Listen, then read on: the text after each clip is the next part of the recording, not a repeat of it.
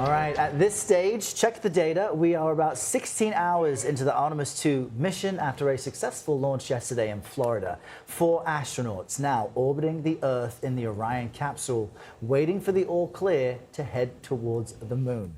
Just cool to say that, right? See it, say it. You're looking at Terry Hart. He's a former NASA astronaut and professor of aerospace engineering at Lee University. Terry, great to have you with us. This phrase some kids use is put it in reverse, Terry. But you, of course, are the guy putting things forward. What was it like for you to watch that epic liftoff yesterday?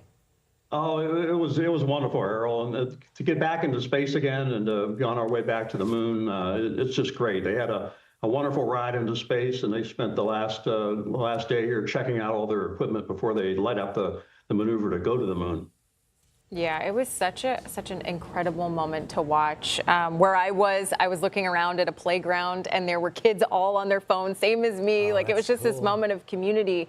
But you know, when you actually lift off, I've been to one of these before where I've covered it, and I could feel the force as everything, you know, and I was quite far away from the rocket. Artemis II generated 8.8 million pounds of force at liftoff. So what kind of pressure when you're in there does that put on the human body?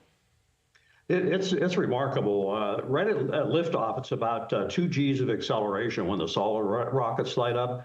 And for the first 2 minutes, it's rumbling and shaking as you go up through the atmosphere. And then once the solid rockets come off, you're almost in space at that point, you know, going too slow to stay there. But it gets really quiet. And the main engines are pushing you real hard at 3 times the force of gravity, but it's totally quiet. Quite a ride, that 8 minutes into space. And Terry, I was looking back at your bio, and it shows that you were aboard the Challenger in the 1980s during some of its successful launches. You were among the team, the first astronauts to repair a satellite from that shuttle. Of course, that shuttle would go on to have a disaster in space, and these astronauts have said to their families, we calculate for these things, it shouldn't be a total surprise. And so we are watching very closely for any small problems and any small issues. There was a bit of toilet issues yesterday.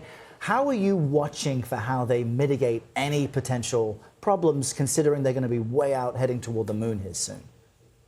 Yeah, it was very tragic. In fact, just a couple of months ago, we had the 40th anniversary of the loss of the Challenger, and 5 of my good friends, in fact, Dick Scobie, the commander that day, was my pilot on my mission a couple of years earlier.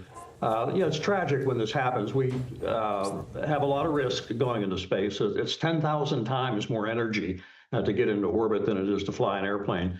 You know, so there's risk associated with that. We do our best to understand everything that's going to cause a problem, try to have a backup, try to have a workaround. And you hear about the little things like the toilet all the time. That captures everyone's imagination. But every mission, there are all kinds of little things that go wrong, and we generally handle them pretty well, and this crew will be no exception. They'll be taking off to the moon tomorrow night from Earth orbit, and that's going to be exciting to watch. Actually, tonight, I guess, they'll be leaving Earth orbit. Very exciting, and I'm sure everyone watching is hoping that they grow up to be just like those folks and just like you, Terry Hart. Yes, Thank you so much for your time today. Thank you, Terry, at Lehigh University. Appreciate you. Yeah, nice to be with you, Kelly.